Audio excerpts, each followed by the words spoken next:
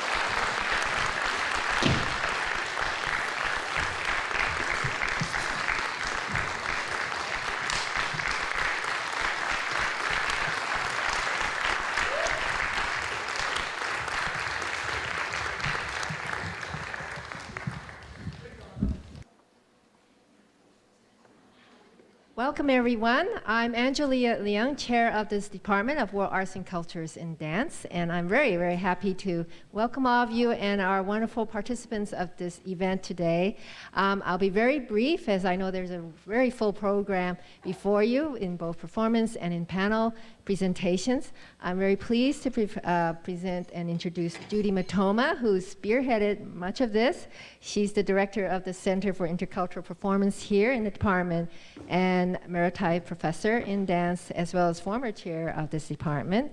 And her interest in the Pacific, particularly with these islands, began with her initial visit back in 1980 during the Festival of the Pacific Arts in Papua New Guinea, when she was a graduate student at the University of Hawaii.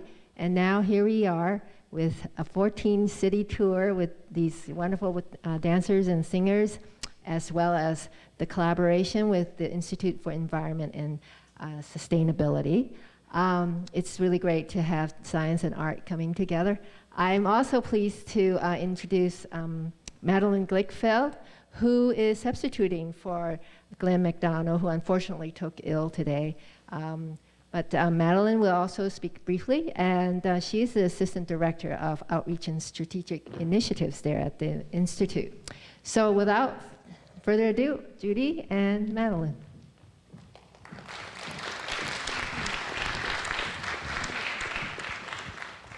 Good afternoon, everybody. I'm here to give you my Glenn's apologies. He couldn't be here, but it's my benefit because I get to stand here with Judy. And I'm very excited. The Institute is very excited to have been invited to co-host this wonderful group, this company of nations. And we're also very excited to have the opportunity to have our faculty and our government participate in dialogue and performance with them. So with that, I just want to thank Judy for all of the work that she's done to bring this company here, and thank the company, and welcome to Los Angeles. Thank you very much.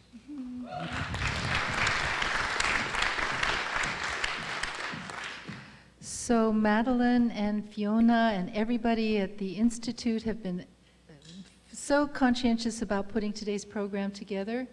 I'm happy that it demonstrates what the power of educational outreach and policy decisions might be in a project of the arts.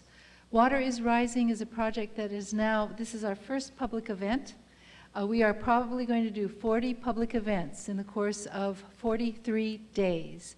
So I'm happy that the very first event is in my own building under my own Department of World Arts and Cultures, and with my center staff right downstairs at their computers close at hand. We are very eager that the project Water is Rising have a larger impact than just a performing arts tour. Not that that isn't important. Certainly my life is dedicated to that. But to be able to bring to the forefront a major concern of international concern through the arts, through the humanity of people who are living in these very difficult circumstances in Central Pacific. So today we have, as you can tell, this great program. I hope if you don't have a program, they are up here. It will help you get through the kind of wonderful arc of activity that we have planned for you today. We're starting out, I guess I should also say, Water is Rising is bringing 36 artists from the countries of Kiribati, Tokelau, and Tuvalu. These are our very unique coral atoll situations, very isolated islands, very homogeneous communities that have lived 1,500 years together with a great opportunity to develop a cultural perspective that is, I think, unique. In fact, I was waking up this morning and I thought to myself, here we are talking with and being with people who have cultivated a way of life in a very difficult circumstance, which are these coral atolls. And the courage, the collective ethos that they have, the Inati system, for example, the sharing within the community, are things that virtually are hard to find on this planet. In fact, you might argue this is the one place where the culture of sharing, the culture of collective unity is still very alive, and it's because of their way of life. This makes the climate change discussion even more important than ever, because it's as though we have people who have a treasured knowledge of how to live together in peace, who, if they have to leave their islands, will be dispersed across the world and will no doubt lose their own culture in the process. So our first section of this afternoon is called A Dialogue of Nations, and I'm going to turn right now over to Mary Nichols, who is a very, very honored guest. Mary is coming to us from Sacramento. She is at the forefront of climate change policy. She is a warrior, no doubt, and I am very pleased that she made the effort to come here today, and she is going to host the Dialogue of Nations, which will have leaders from each of our 3 groups. But first, let me have our group leaders come down and take a seat, and happy to introduce to you Mary Nichols. Thank you very much. Could we have the other participants come to the table, please? I'm going to apologize in advance for mispronouncing names, because this is the first time that I've tried to say everybody's name out loud, but I'm very honored to be here with all of you representing your countries. I want to just start out by saying a word about the performance that we just saw, which I believe was a blessing for us, and there's only one word I recognize, which is the word Alleluia. I got that one. So can someone say a few words about what you were singing? Can someone explain that? You know the song we just sing is about the resurrection of our Savior Jesus Christ. Yeah. It's all about the resurrection. And everyone was smiling and seemed to be enjoying themselves. It was a very happy song, because it's like an Easter song. It's like a rising song. But rising isn't always good, is it? Sometimes when we're talking about water, that's really not what we want to hear about. So I'm going to just let you all begin with because I know you have some remarks that you prepared. Let you begin, and then maybe I'll chime in at the end, unless I just feel like I have a burning need to ask a question, then I might stop you. But we'll start with Mr. Michaele Maeva. That's you. Usually, I turned it off, so there we go. testing. Yeah, got it. Usually my older brother speak before the younger brother. Ah. But since I have the floor now, I'll take the floor. Thank you.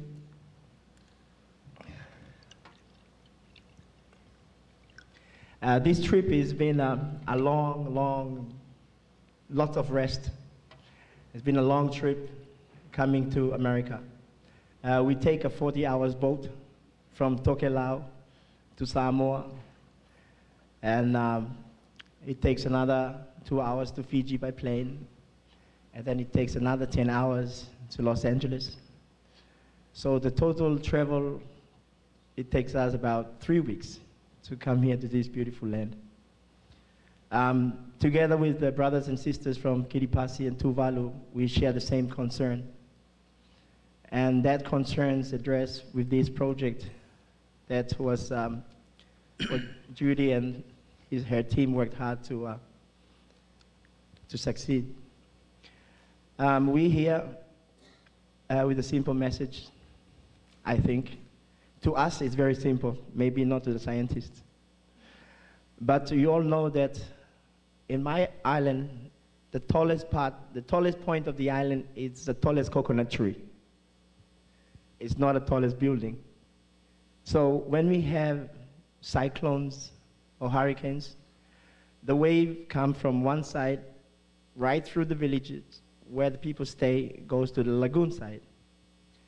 And over the years, especially the past 5 to 10 years, the width of the island is growing smaller, smaller, and smaller. I'm sure you have seen, some of you might have seen the film by Tuvalu, about Tuvalu last night. Tokelau is pretty much the same. And it's a big concern to us. We are people of the land. We love our land. We have the land and the culture. That's what our ancestors left for us. Losing a home, I can assure you, is not the same as losing a land. Losing land is losing culture, losing your identity, losing most everything that is dear to you. It is our hope that the world, especially the developed countries, will actually realize after this tour and seeing the human face to climate change. These are my people. They represent the people of Tokelau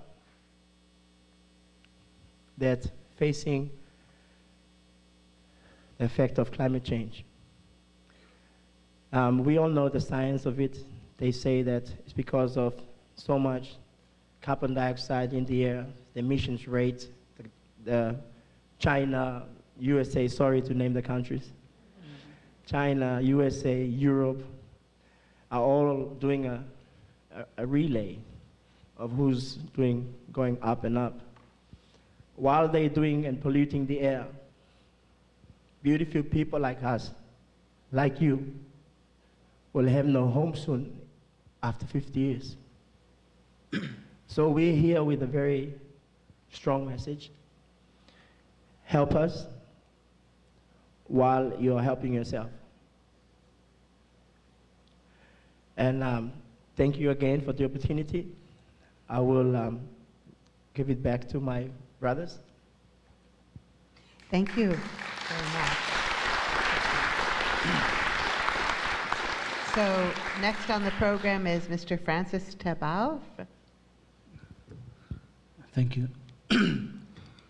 First of all, I would like to acknowledge the Water is Rising team and Professor Judy and her team for giving us this great opportunity to share with you some of the problems regarding the effects of climate change in our country, in our island. First of all, we all know that in my country, I know that climate change is not going away. It is true, and it is happening. And this causes many problems, just like the land erosion and the well that we used to drink in my country is not good. It's in some other parts of the islands it's too salty, so you cannot drink from the well water. So not only that, but just like we used to live in our land, and in my country, the land is very important, and this is because in my country, our ancestors died for our land. They spilled many bloods for our land. So this is a great relation to us and to our land. We don't want to lose our land. We really love our land. So our message here is to you, especially big countries like the developed countries like America, and so because this is our only hope, I guess, and so we ask them to. So we ask you to please go for renewable energies, like the wind and sun, and like that. And another one is that if you could reduce the use of the greenhouse gases, just like the ones that breaks the ozone layer, and we could, if you do this, we hope you will have a chance to live in our country. So lastly and most importantly, I'll tell you again that we don't want to leave our land.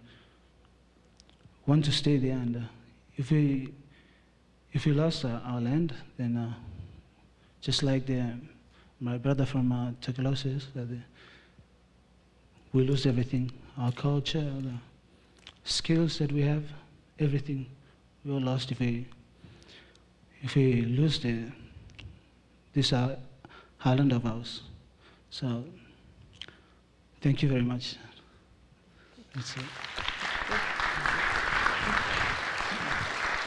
Thank you. I'll pass the microphone now to Mr. Andrew Semeli, and then we'll finish up.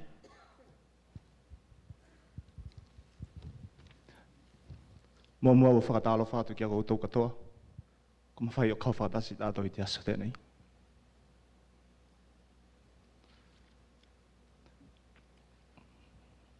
First of all, I would like to thank Judy and the team for bringing us here. When we talk about climate change, the background of it is the life of the people. And life of the people is an important thing in the world, and especially in small countries like Tuvalu, Tokelau, and Kiribati. So thank you, Judy, for giving us a hope to send a message to the rest of the world and the people of the United States. Thank you very much. My people, please, could you give a big hand to Judy and the team?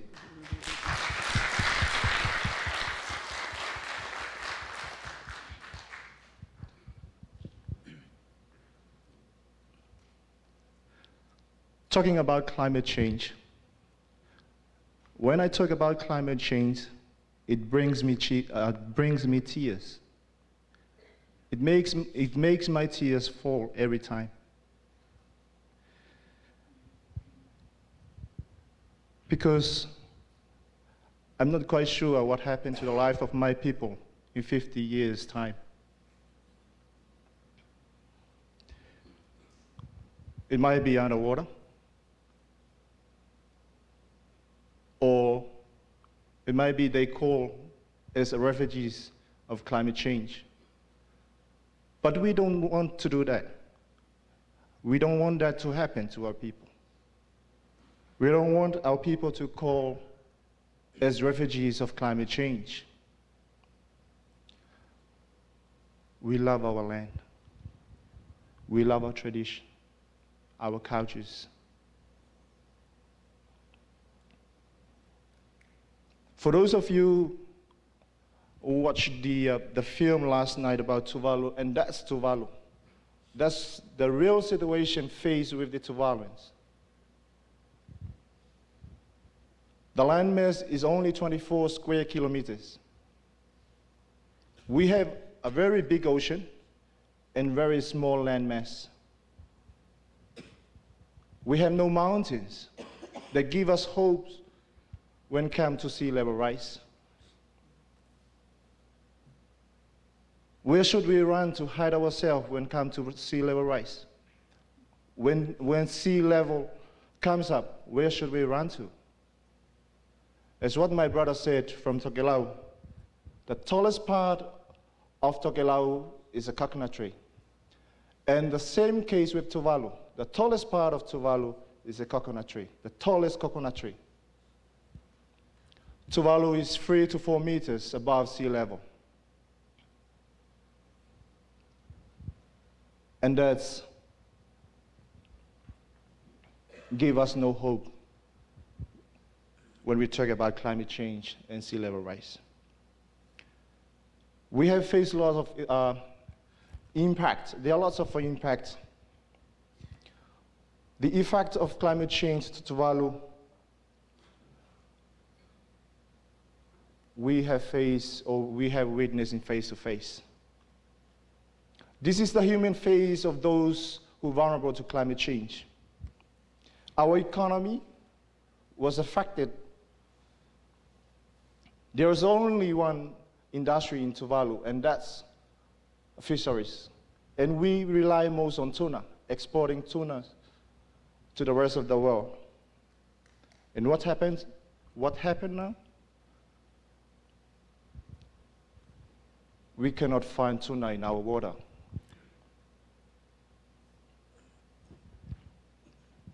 There's not much tuna in our water as before. Because our water was quite hot at the moment, and the tuna they need, or they have to live in cold water. Food security. The land was so poor, the soil was so poor at the moment, full of salt because of the sea level. As we speak now, as I speak now, people of Tuvalu run away or run around to get some water from somewhere. I know that you're already aware about the droughts in Tuvalu. Our people are now suffering, and they're looking for water in order for them to survive. And what's this? These are all the results of climate change, the effects of climate change.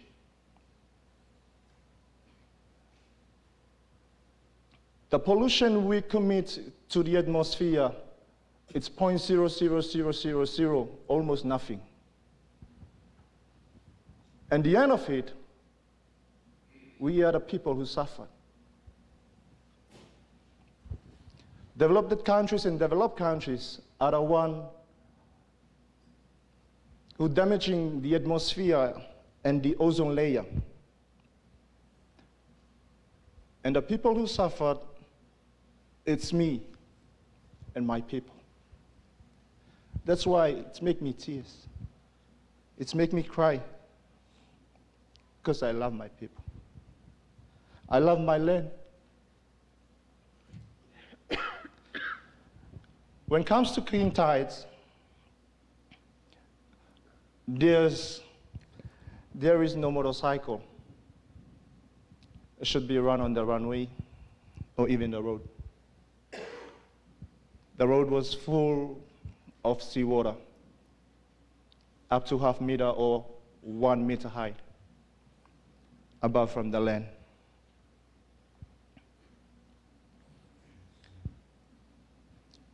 If you stand in the middle of the road and you throw a stone to the other side, to the ocean side, you can throw the stone. If you turn to the ocean side and throw a stone, you can throw the stone to the ocean. And that's how big we are. Imagine there is a big wave comes and hit us. Would you be able to assist us? In that very short moment?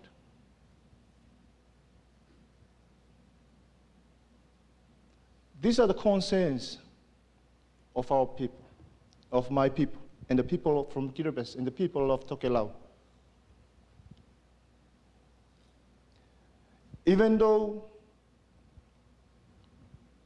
the trip to America takes a long way to go, and we make an effort to paddle our canoe right from the Pacific Ocean to your ocean, just for you to hear our voice, my brothers and sisters. Just for you to know how vulnerable we are. Just for you to know how suffered our people are.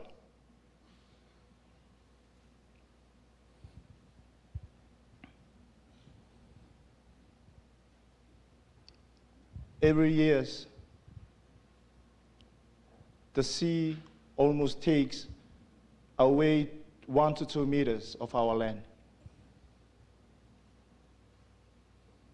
And imagine when this goes along for 50, 60 years. I guess there is no Tuvalu anymore. There is no country called Tuvalu anymore. If we still commit ourselves to pollute the atmosphere. And we are here to kindly ask. And we are here to look for a shoulder to lean on. And my brothers and sisters from the United States, please give us a shoulder to lean on. We are suffered.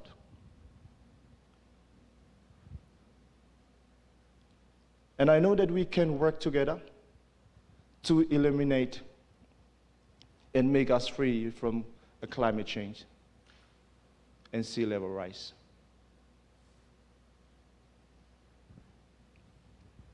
We love our cultures, we love our tradition, and we are connected to our land. As what my brothers from Kiribati and Tokelau said. And I know that you also love your land. You don't want to lose your land. You don't want to use your culture and your tradition.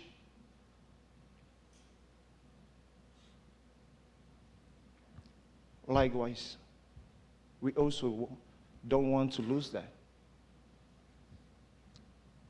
So please, give us a shoulder to lean on. That's all about Tuvalu, and I am pleased to answer any questions regarding Tuvalu. Thank you very much.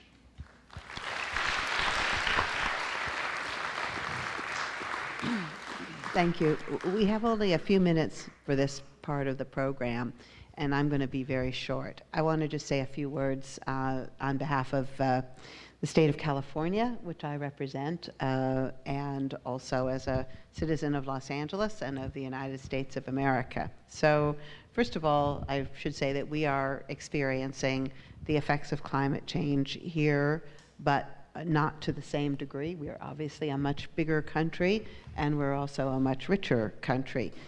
We're only 2% of the emissions for the world as a whole, but we did take it upon ourselves as a state to limit our emissions. We passed a law in 2006. It was signed by the then Governor Arnold Schwarzenegger, which pledged that California as a state would reduce its emissions to 1990 levels by 2020.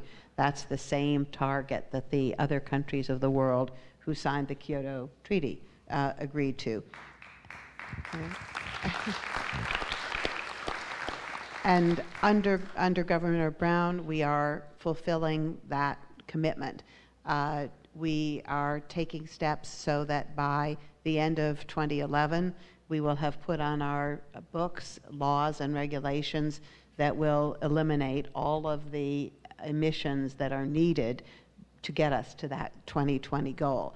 The major source of our effort has been our work with cars.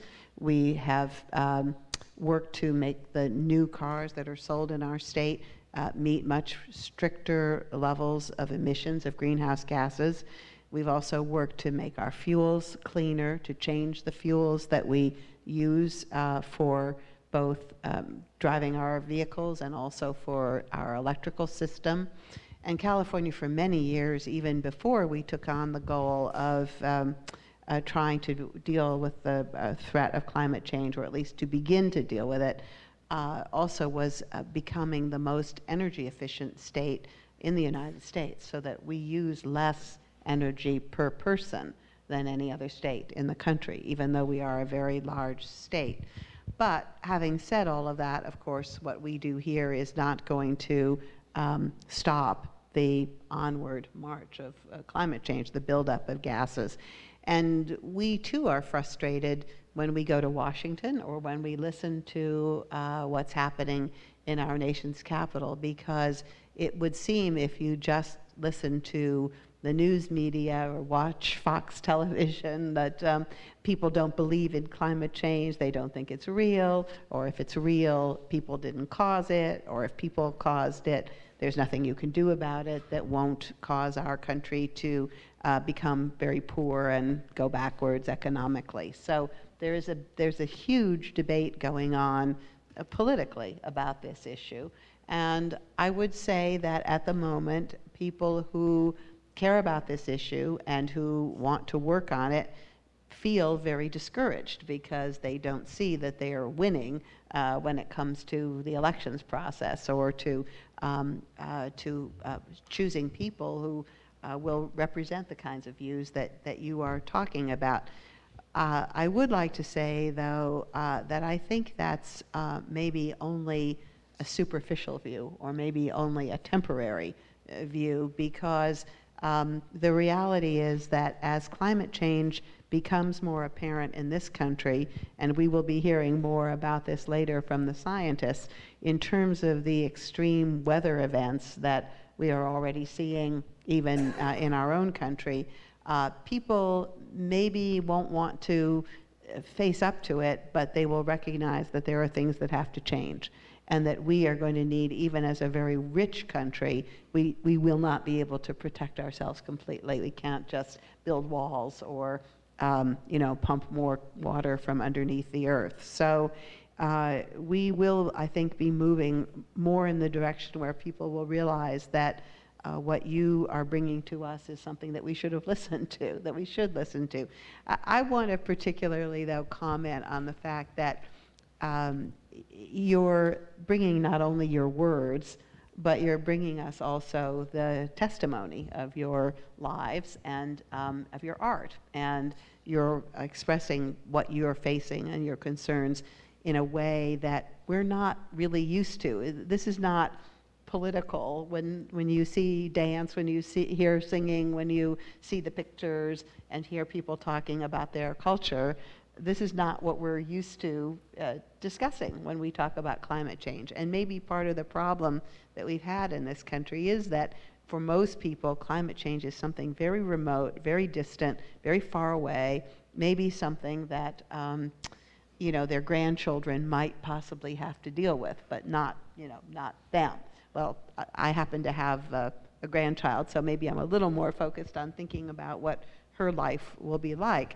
But I'm curious, and any one of you can answer this question, really, how did you decide to come and to bring the kind of performance that you're doing here to the American people? What made you take to this course? How did this idea come about? Do you? You, okay.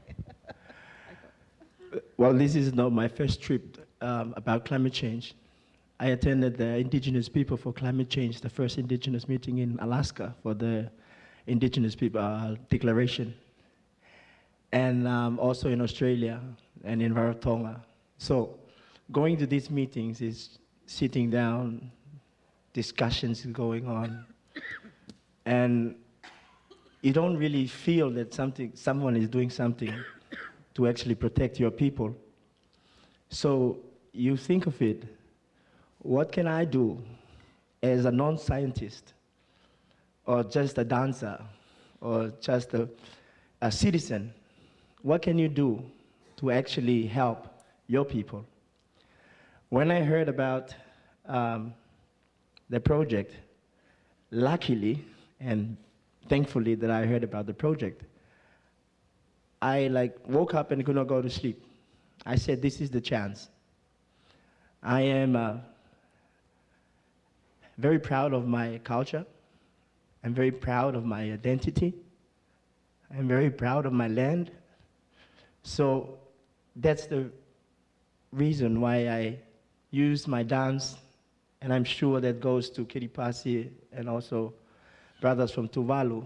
We use these talents and this culture that we have, this so unique culture, to bring out our human face, to show you that these are the people that is just another human being. I know that the whole world is affected by climate change. We're very aware of it. Even your next door in Alaska, in Yakutat, is even gone. And I feel for those people. When I met those people, just the thought of losing your land is like a nightmare. So thank you again, Judy, and thank you to you all for coming here and give us your ears, give us your presence, and I hope that our dance and our testimonials to the effect of climate change have made you think more than just listening to the television and some people there thinking that the scientists are just getting more money to do what they like, and so on and so on. No, it's real. It's really, really real. I have one more question before we then turn the program back to the dancers, and that has to do with the role of dance in your culture. You've brought us a group of very talented people, and obviously they perform, they've rehearsed together, they perform as a group, their voices blend together, you can see them dancing together as a group. So is this something you do at home? Is this something you do all the time?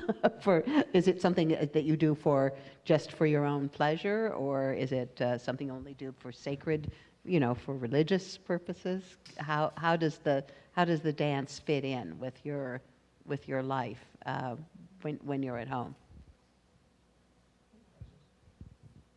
No, we just do the dance when during feast time, and but not usually at home. We didn't back home. We didn't dance at home. Just for the when we special events like the feast and in church. No, not really. That's. And is this something that people are trained to do from a very early age as children, or only grown-ups? And how does that? Yes, yeah. In my country, when you're little kids, your parents used to used to teach you how to dance, because when you get older and when you reach when you dance beautifully, it means that your parents cared for you. They really cared for you. That's what it means when you dance beautifully. In my country, that's in my country. That's great. Okay. Thank you. I think we shall now move this table away and see the dancers again. Thank you.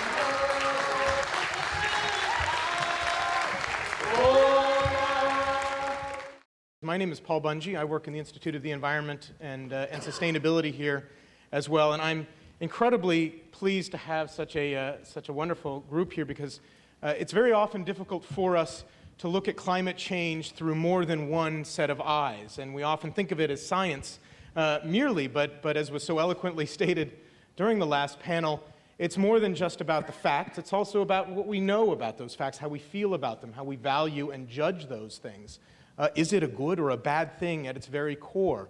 And then beyond that, what do we do about it? And so I think the folks that we have here representing can really do an excellent job describing that. And you've already met Chairman Nichols, who, besides being chairman of the Air Resources Board, is also proudly still a professor here at UCLA in the Institute of the Environment and in the law school. And so we'll have her put on her professor hat, too. Next to her is Alex Hall, professor in the Department of Atmospheric and Oceanic Sciences, a climate scientist, and doing some of the world's most cutting-edge research on understanding what climate change means for very local places, much like the islands, but also here in Los Angeles. Next to him is Professor Paul Barber in the Department of Ecology and Evolutionary Biology, an expert in marine biodiversity and marine processes, particularly in areas of the Pacific Ocean, such as we're discussing today. Next to Paul is Professor Elizabeth Delogre, who's in the Department of English, also Vice Chancellor of undergraduate students here at UCLA, and is an expert and teaches often in issues of post-colonial literature, particularly with an emphasis on Pacific Islands. And then we've all met Michaela Maeva, I hope I'm getting that right, from Tokelau, and we're very, very, very glad that you've joined us again here. Given this whole set of issues, I'd like to ask each of you to describe how it is that we can understand or study climate change through the eyes of your own particular discipline, and how that might give us, might lend us to a greater, more full or holistic understanding of some of these issues. And maybe I'll ask Alex to start. Thanks, Paul. Yes. Well, I guess the thing that I'm really struck by in watching these dancers is how interconnected we all are culturally, but it also, there's a strong parallel in the Earth system. And the issue of sea level rise, I think, is a great illustration of how interconnected the Earth system really is. We've seen sea level rise over the past century of something like 20 centimeters, or about 8 inches. And that sea level rise is projected to accelerate significantly over the coming century.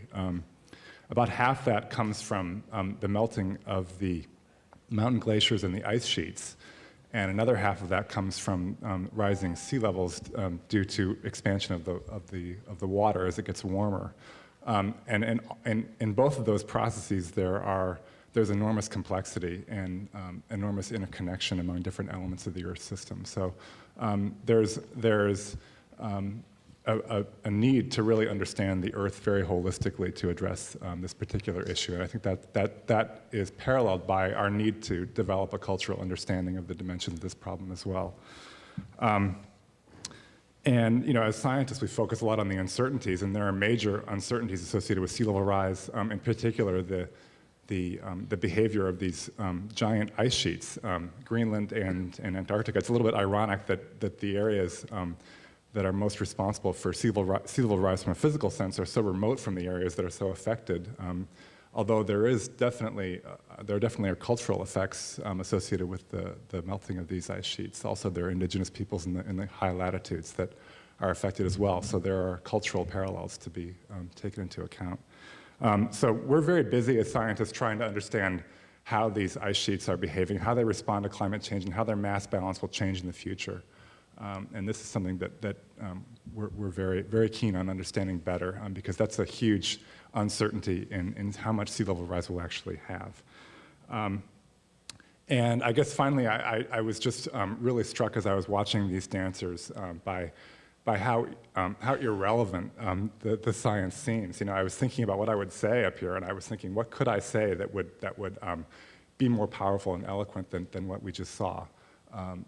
So I really wish that I could do my own dance to illustrate all these points. And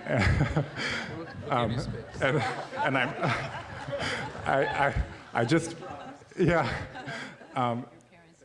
No, I didn't. My parents, I'm sure they would believe that I'm very well brought up, but they did not teach me how to dance. We offer classes. Yeah, thank you. So I think the new PowerPoint surely has to be dancing. So I really, I think the science is obviously a very powerful tool and very necessary. But for climate change, what we really need, what the bottleneck is putting a human face on it, understanding it from a human perspective. That's what people ultimately respond to. People don't care about facts, about nature. Scientists care a lot, but people really don't. And this is very necessary, I think, for us to persuade the world that climate change is important, because I don't think people really are listening to the scientists. And I don't think that we are the ones who have the ability to carry the message forward. So I really applaud this effort today.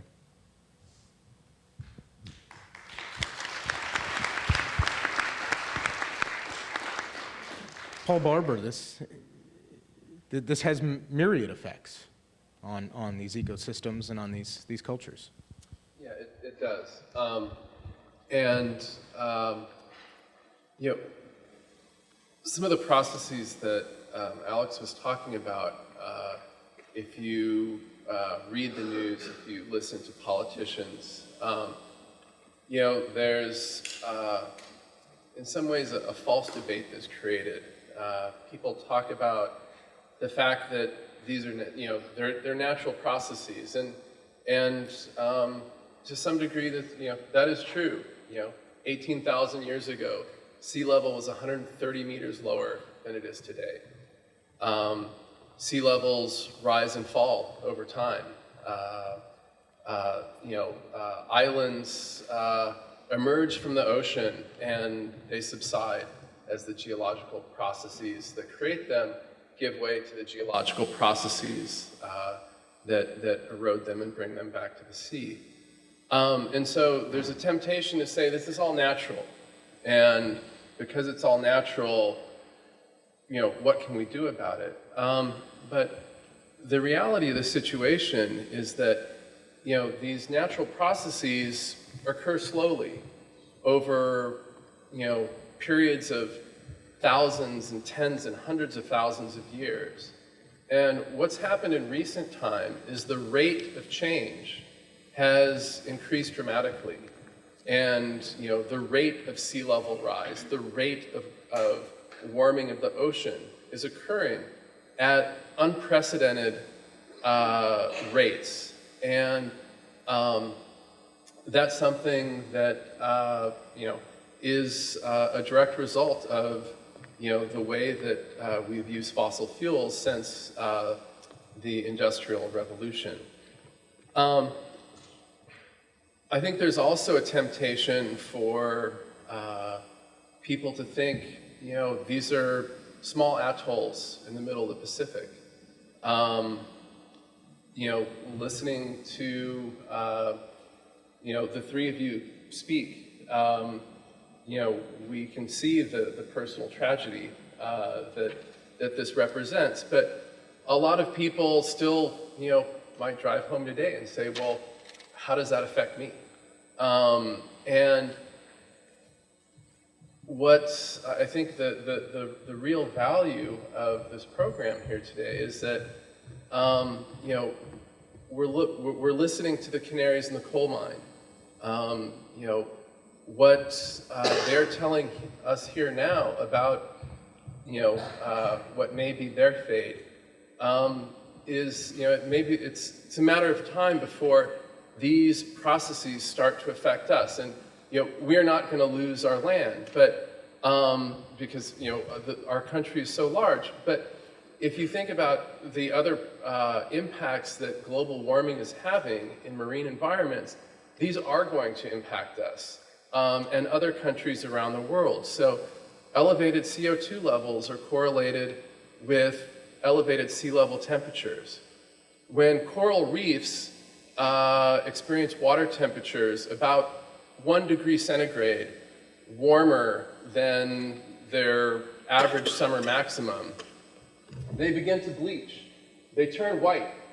So that white color back there, that's not the natural color of the coral.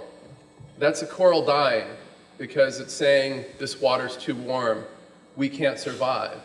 There's many, you know, there's states like Hawaii, you know, in the US. There are countries all throughout the world in the Caribbean and Southeast Asia that depend upon healthy coral reefs, and they're dying and disappearing because of the effects of climate change. And that has a major impact on local food security as well as the economies of these countries. If you think about fisheries, and you know, we heard about tuna. When when CO2 levels increase, when you combine carbon dioxide with water, you get a mild acid called carbonic acid, and the sea can absorb a certain amount of there's a certain amount of buffering ability of seawater, but eventually you get lowered pHs. And what these are skeletons of phytoplankton. And on the top, you see phytoplankton at normal CO2 levels. And these are the same phytoplankton at lowered pH, at elevated CO2. They're not healthy. When they're not healthy, they don't grow as fast. If you don't have as many phytoplankton, you don't have as many zooplankton. Those zooplankton feed the small fish feed the big fish. And so when you have lowered pHs, reducing the productivity of the oceans, you impact your fisheries. And so you have decreased fishery yields, and that impacts all nations that have significant fishing fleets. And it's not just the productivity issues, but these, as water temperatures change, the fish that we target change ranges. In some cases, they move out of the areas where they're traditionally fished. In some cases, the conditions change so much that they're gone. So it's something that's going to impact all nations, not just these three.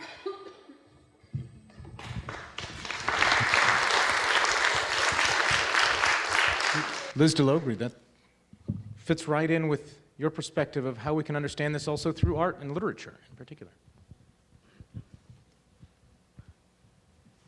So I've been asked, can you hear me okay? So I've been asked to highlight the contributions of the arts and humanities. I had a lot of material I wanted to cover, so I have a text. So the value of the arts, I think, can be found in terms of garnering a visceral, an aesthetic, and an emotional response, and creating awareness, inspiring creativity, and in sharing knowledge about the human experience. If modernity creates a sense of alienation from nature, an encounter with art often creates a sense of wonder. We may feel re-enchantment with the world, and by extension may be catalyzed into a sense of urgency and towards social and political change. From my perspective in literature, the very language in which we use to discuss the causes and consequences of climate change matters. We make sense of our being in the world through language. It connects us to our communities, and it reflects our knowledge systems. Thus, when we use the term virgin nature, for example, we imagine something outside of the human that can be controlled, dominated, raped, which positions the human as agent and nature as victim.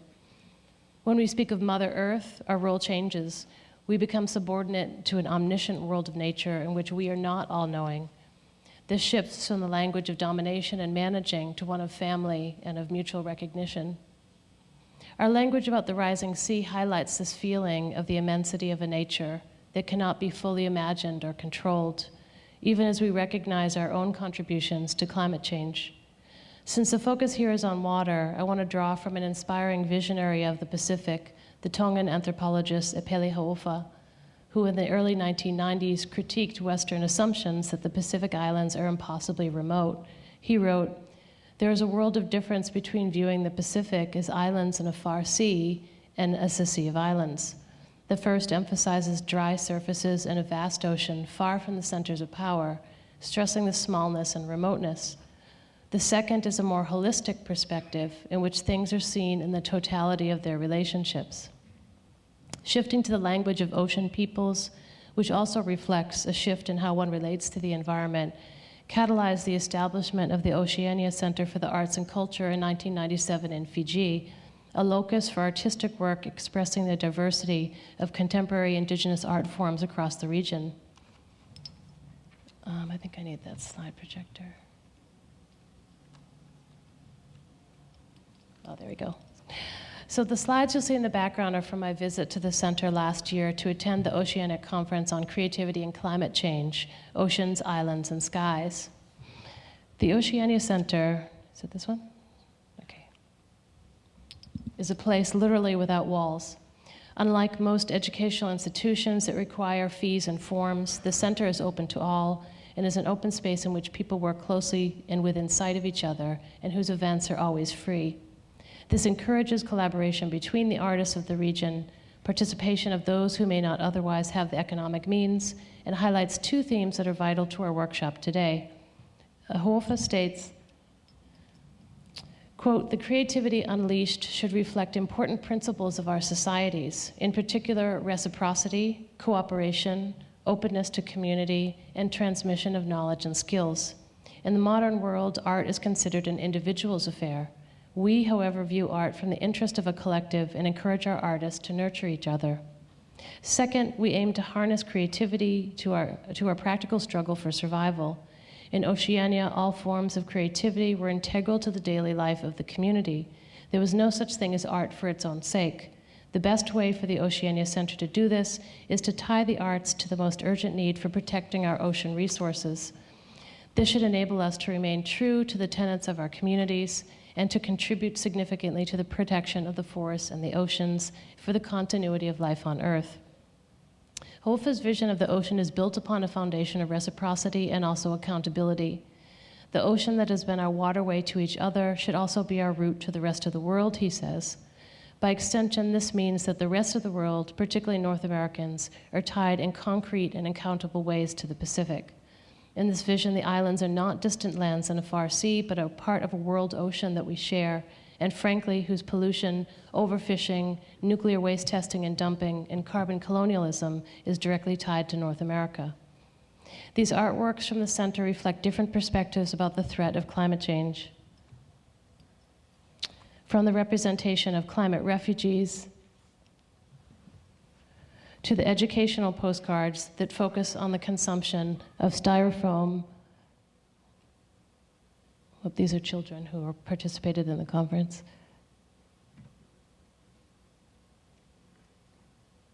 So from the representation of climate refugees to the educational postcards that focus on the consumption of styrofoam and also of plastic water bottles. These artists are helping make visible the repercussions of our participation in environmental crisis. Oops. This last postcard reminds us that Pacific contributions to greenhouse gas emissions are less than 1%, and by that figure it includes New Zealand, and yet they suffer disproportionately. So the final image, and I'll conclude with this one. This is a mixed media piece by the Rotuman artist Craig Marlowe, reflects the American Statue of Liberty crowned by a discarded hubcap, surrounded by signs of capitalist consumption, all the currency that you see worked into the art piece, and permeated by symbols of militarism and of plastic, icons of death, disposability, and destruction. The icons of hope in this piece are plastic flowers. This is not the work of an isolated artist in a far sea, but one whose vision from a sea of islands provides a startling but I think instructive critique of how, as Hofa noted, the sea is our pathway to each other and to everyone else. It speaks of the interconnecting flow between this continent and its global contribution to climate crisis. Thank you.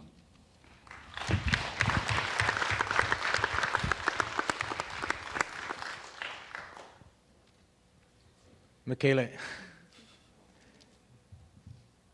I'm struck by how you've influenced, how all of you have influenced even the thoughts that our scholars here have had. Through your dance, through your song, and through your message, what do you think you can do to help us better help you, either through our studies or through the ways we can influence action? And at the end, we'll sort of turn to Mary as a way to conclude that thought. As we all know, two parts of doing something about climate change, one of adaptation and mitigation.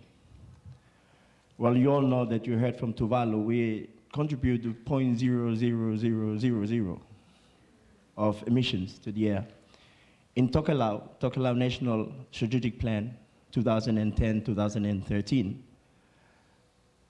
we're helping the world for Tokelau to become the first nation to depend on renewable energy only, solar power and wind power. That's how we help you. So how can you help me? You wanna write a check right now?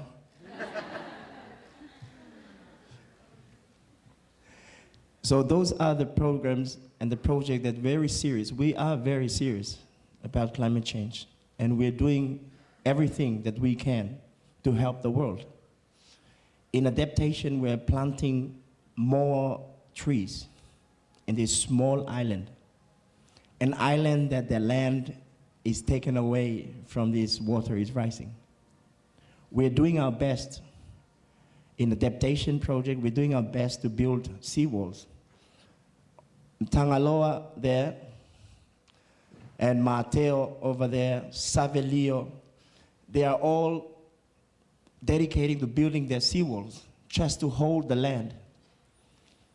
And holding the land means we can plant trees. We cannot plant trees when your land is not there. So these are the things that we are very serious about. We're very serious in dedicating ourselves in helping the world. Now, what can you do then to help us? And I'll let Mary Nichols conclude that, but particularly referencing what you've heard a couple of times, you all are showing us our own future. So what is it that we can do not only to help our brothers and sisters in Tokelau and Kiribati and Tuvalu, but to help ourselves and our children, as you've already eloquently described? So I have a couple of reactions to that. The first is that the scale of what's involved for helping ourselves in our own land, of course, is much huger because the land is larger, the population is larger, and the size of the problem and the size of the money that it will take to deal with it is much, much larger. We are starting to look at issues about adaptation, and the costs are staggering. We're talking about because of sea level rise that's already occurring, a need to armor areas of our coast that have never been armored before.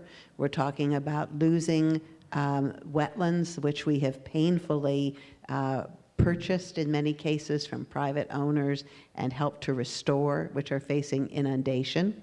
We're talking about billions of dollars. I think the estimate I saw was $14 billion for restoration of levees, which will become useless. That hold back the water from flooding, the water that comes down from the mountains in the snowmelt and could inundate the city of Sacramento, and has at various times in the past, from destroying all of that property and hundreds of billions of dollars in potential loss of property, not only public infrastructure like roads or treatment plants for water and sewage, which are facing extinction, but also homes of people who live along the coast as well. So maybe if the science won't convince people that it's time to start moving, the economics will convince them that if we don't start now, it's going to just get more expensive as time goes on.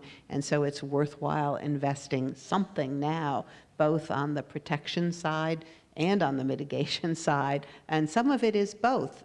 For example, our electricity system, if we have large coastal power plants sitting right on the edge of the ocean, and they're generating electricity through burning fossil fuels, those plants are at risk from sea level rise and climate change, and from catastrophic events like storm surges and tidal waves, but they're also helping to continue to create the problem. So when we as a society think about where to build the next power plants or how to invest, let's think about investing in the alternatives for our own sake, as well as for the people of the Pacific Islands. The other thought I have is quite different, and it reflects back to the cultural aspects of all of this. I think one of the things that maybe in academia we're too polite to talk about, or think may not be appropriate to talk about, is the fact that the music that was being presented to us is a form of sacred music. We are here as a part of a World Sacred Music Festival. It happens by chance. I was at another event that's part of this festival a few days ago, sitting in a large Gothic church, listening to a wonderful organ play music of Bach and other Western composers. Here I'm at a different end of town in a very different facility, but it's also a form of sacred music. And we shouldn't be afraid to touch people, not only in their emotions, which are, obviously the way we respond to the arts aesthetically, but also I think in that part of human beings including those in our own country who are in decision-making positions, many of whom, if not most of whom, think of themselves as being religious people. I think it's okay to talk to them in those kinds of terms as well, and that's part of what this music does. So. I couldn't have said it better myself, I think, and by way of that, I think I would like to take a moderator's privilege and thank you all for coming here and doing something that was remarked to me by one of the panelists. We don't often, as academics, get a chance to come together and look at something like climate change through all of these different eyes, be they science or art or spirituality and religion.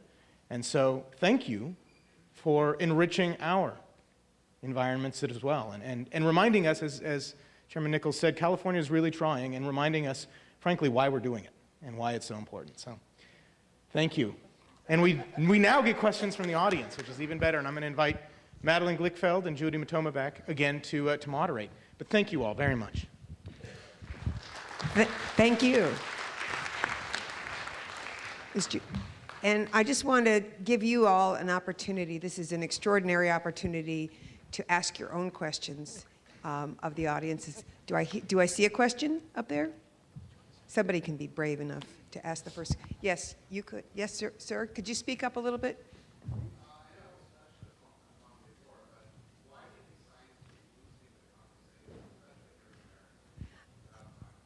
I'd like to have each of you talk about that. Why is science losing the conversation in the United States?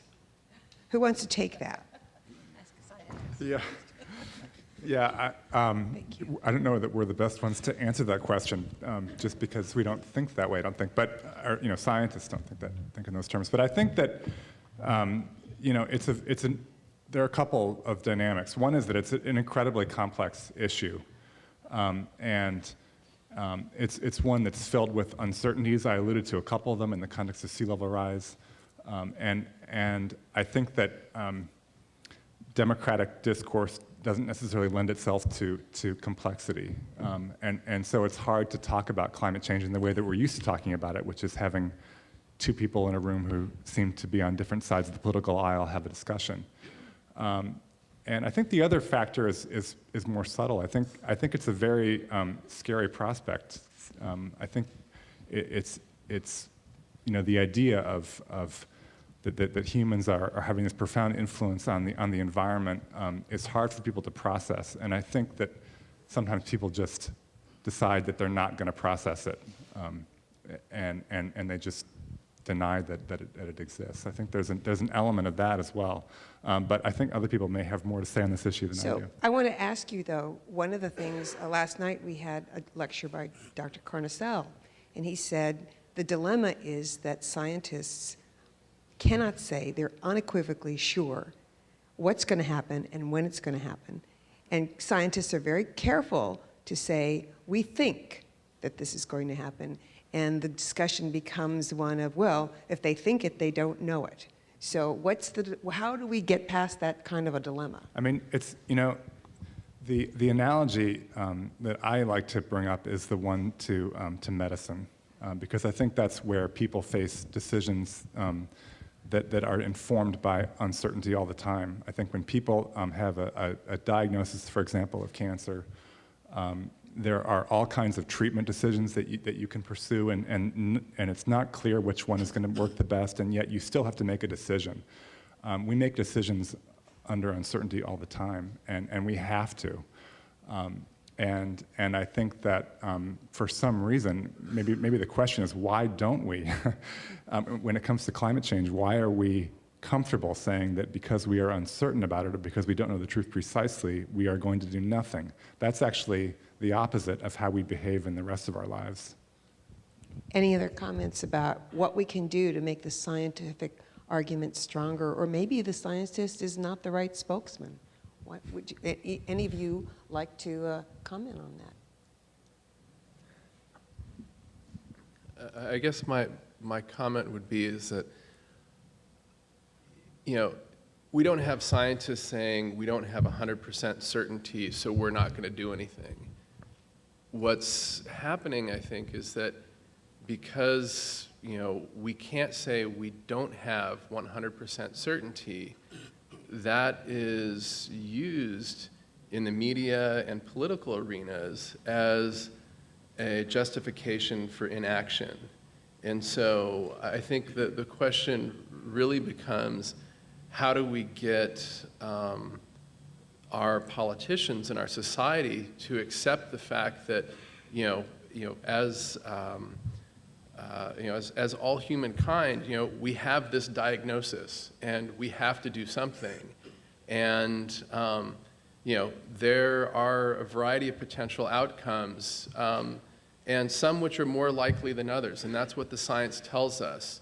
And just like if you had the analogy with cancer, you're going to use that information, and you could say, I have cancer, maybe I'll get over it, I'm going to do nothing. But that'd be a very small percentage of people, whereas I think society and most global governments have made the decision, well, we don't really know, so we're not really going to engage in any sort of treatment yet. And I think that's where the real disconnect is. I don't think the scientists are saying we shouldn't do anything because we don't know for certain. It's how the science is being interpreted. And as a scientist, I don't know how to control how people interpret my work. That's a challenge. I think you're you hit right onto the dilemma. Is there another question in the audience? Right on the second row. Could you stand up and speak, please? Yes.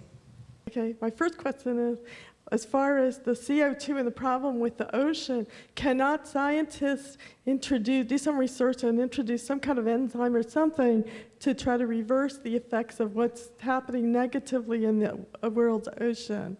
Yeah. For number one. Thank you. Thank you.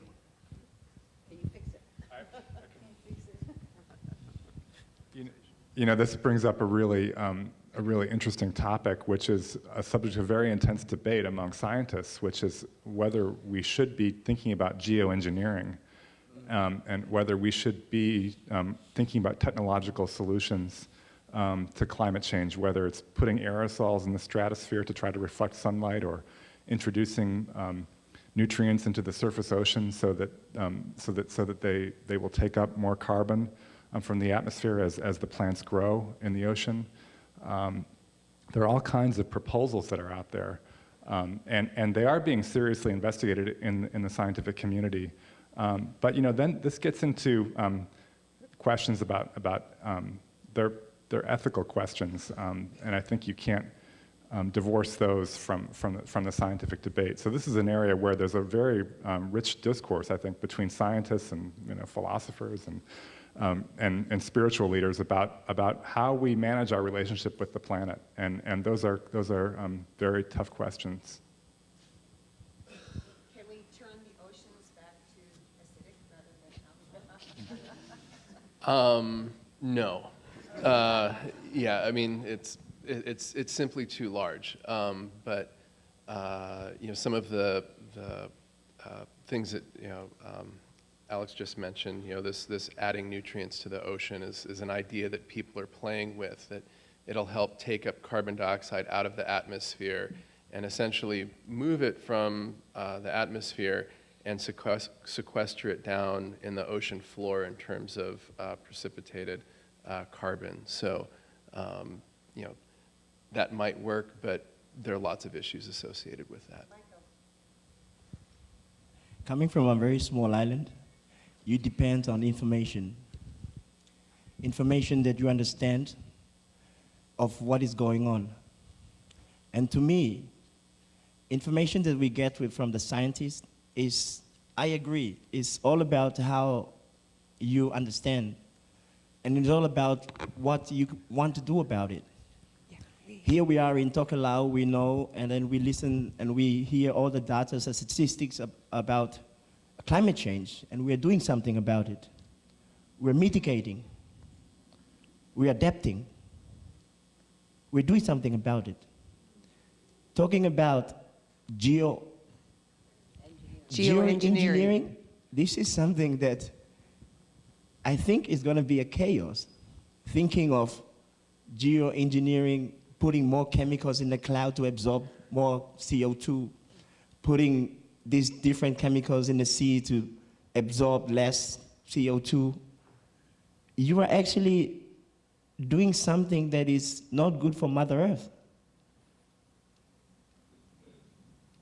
And we appreciate, I'm not, want to be the good guy here to the scientists, but we do appreciate the scientists' information that we gather, and we think to ourselves, as me as an indigenous and as me as a person from the small island that is sinking, I think it makes sense to me. One more question. Is there anyone in the back? The man in the plaid shirt, would you come down a little bit so that we can give you the microphone? Can you come to the side? If the plant has the capacity to recycle for 2 billion people, we are already 7 billion. Why science is not doing anything to educate the underdeveloped countries as well? We cannot reproduce forever uncontrollable in a limited country, in a limited planet. And nobody's doing anything. I don't know if it's a religious or but it's a need to become aware, or to make those countries aware that something has to be done. Thank you for your question. Who wants to I'll respond? Start. I think something must be done, and it should start here. I mean, I think some of the, it's interesting, the discussion as we keep turning to science, hoping to answer our questions, and science, like all fields, is limited, and there are ways that we know what's happening, we know what we need to do, we know we have to limit our consumption, we know that we have to, eat locally, we know that we should be on the bus instead of in our SUVs going out to wilderness areas, right? I mean, we know the patterns that North Americans have of consumption. The elephant in the room is capitalism. These are discussions we need to have. So I think it's really problematic for a country that has done so much to pollute the rest of the world to then turn around and say, oh, the rest of you need to limit your birth, right? I mean, these are questions. I mean, these are questions about sovereignty, about access to resources that are far more complicated than just something as simple, I think, as population, right? I mean, you may have a population. What is that population's impact on the environment? It's actually surprising to me to hear that California is 2% of world's global warming. I mean, their contribution. That's an enormous amount, actually. I mean, I'm glad there are many progressive movements in California to address this, but that's just an enormous amount. So I feel like, we need to start thinking here first before prescribing behaviors elsewhere.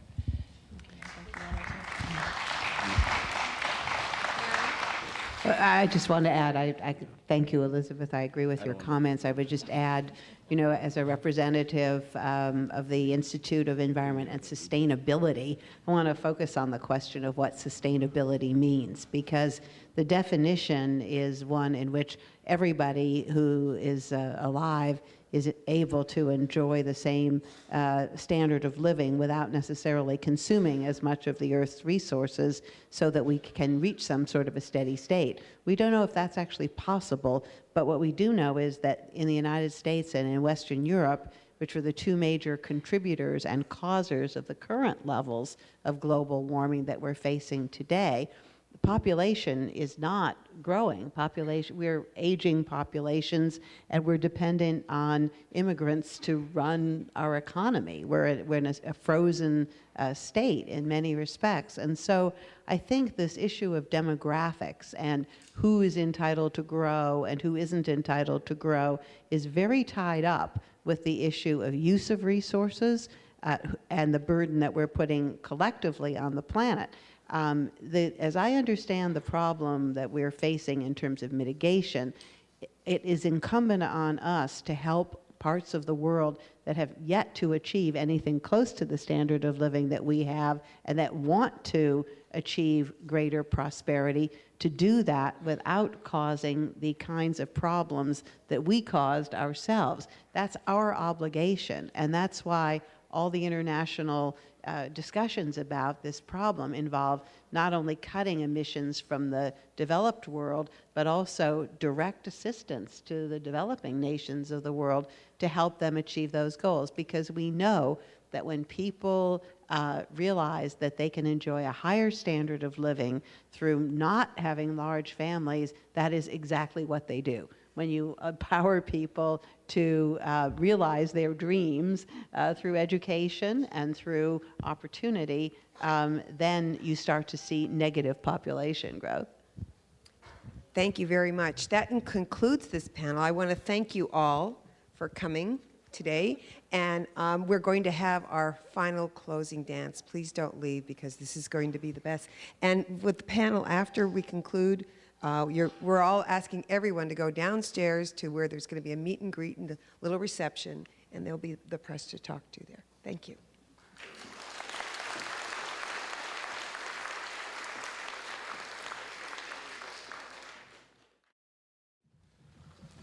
I want to, on my behalf of our program, the UCLA Center for Intercultural Performance and the Department of World Arts and Cultures, I want to thank everybody who took the time to come today and to prepare your remarks for this panel.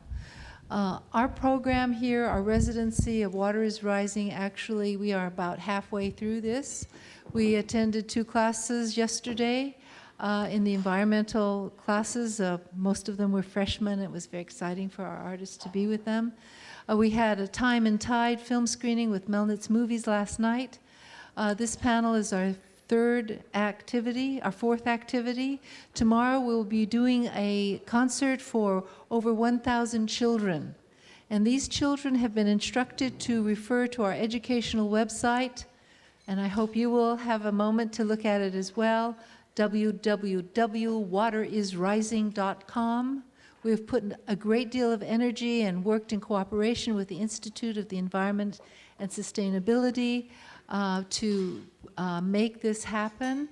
And for us, it was really fun to be able to have a strong climate change science section, a cultural section, and an arts section in this one website, waterisrising.com. Finally, before our last delegation from Tokelau take the stage and conclude our program, I want you all to know that the premiere of their concert will happen Saturday night, 7 o'clock at Royce Hall. This is the benefit concert for the World Festival of Sacred Music, and it is the first time they will be in front of an audience like ours. Even today, I could feel how, performing for you was really special, and a new discovery of their agency as individuals and as performers. So please spread the word, help us. We are a grassroots organization. We do not have deep advertising pockets. There is brochures there and pamphlets about our show on Saturday night. We would break my heart to have any empty seat when they have traveled from so far to share so much with us. So that's Saturday, 7 o'clock at Royce Hall, Water is Rising. Now, I also, as the last delegation, Tokelau, come, I want to tell you, the remoteness of these islands also is about Tokelau being far away. And for me to actually get to Tokelau was a personal accomplishment, I have to say. Because not only, there's a boat that goes there, and 20 years ago I heard it only went once a month. And the interesting thing, it's still true today. The boat goes once a month, but you're never sure when it's going to leave. So on faith, I went to Apia, Samoa, and waited for that boat to Tokelau. And by good fortune, I met Mika, who leads this group and who put together something really remarkable in very short order. I'm very grateful to him and the entire delegation who traveled from so far. We are going to conclude our program with the delegation from Tokelau.